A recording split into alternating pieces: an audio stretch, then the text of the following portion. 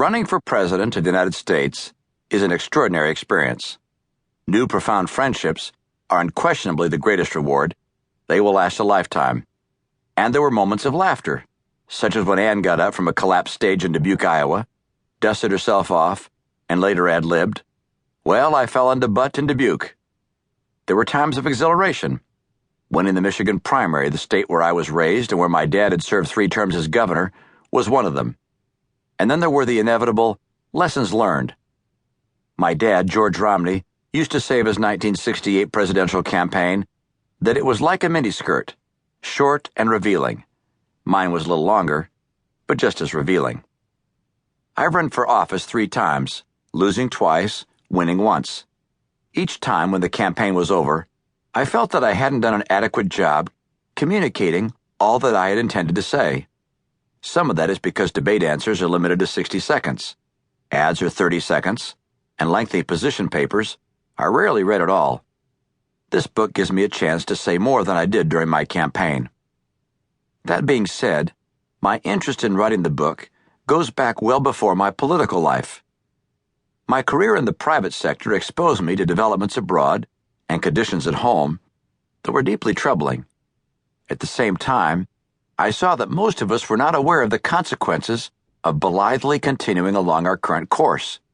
We become so accustomed to the benefits of America's greatness that we cannot imagine any significant disruption of what we have known.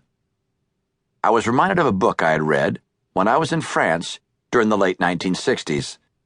Jean-Jacques Servan-Schreiber was a journalist and a business person, and from his perspective he became convinced that France and Europe were in danger of falling far and irretrievably behind the United States.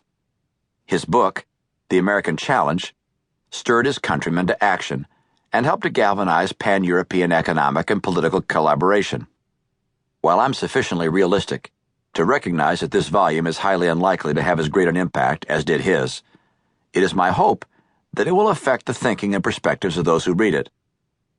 Thus, this is not a collection of my positions on all the important issues of the day. In fact, a number of issues I care about are not included. This is not a policy book that explores issues in greater depth than do scholars and think tanks.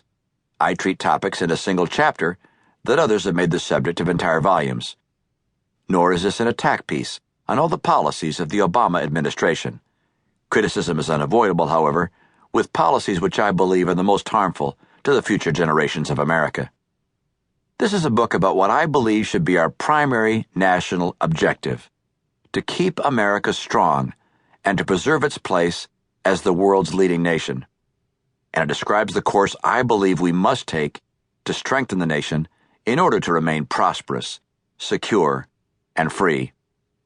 There are some who may question the national objective I propose. I make no apology for my conviction that America's economic and military leadership is not only good for America, but also critical for freedom and peace across the world. Accordingly, as I consider the various issues before the nation, I evaluate our options largely by whether they would make America stronger or weaker. In my first chapters, I consider geopolitical threats and lessons from the history of great nations of the past.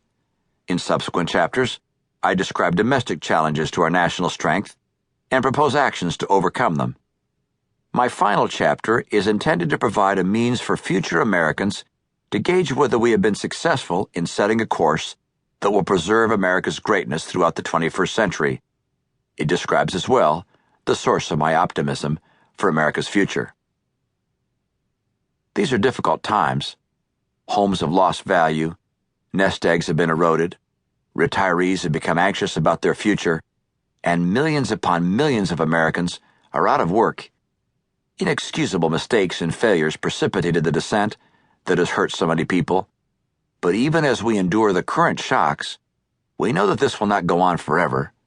We know that because America is a strong and prosperous nation, the economic cycle will eventually right itself, and the future will be brighter than the present. While I will touch upon today's difficulties, my focus is on the growing challenges to the foundations of our national strength. How we confront these challenges will determine what kind of America and world we will bequeath to our children and grandchildren. This is a book about securing that future of freedom, peace, and prosperity in the only way possible, by strengthening America. A strong America is our only assurance that prosperity will follow hardship, and that our lives in liberty will always be secure. The strength of the nation has been challenged before, at its birth, during the Civil War, in the peril of world wars. It is challenged again today. In our past, Americans have risen to the occasion by confronting the challenge honestly, and by laying their sacrifice upon the altar of freedom. We must do so again.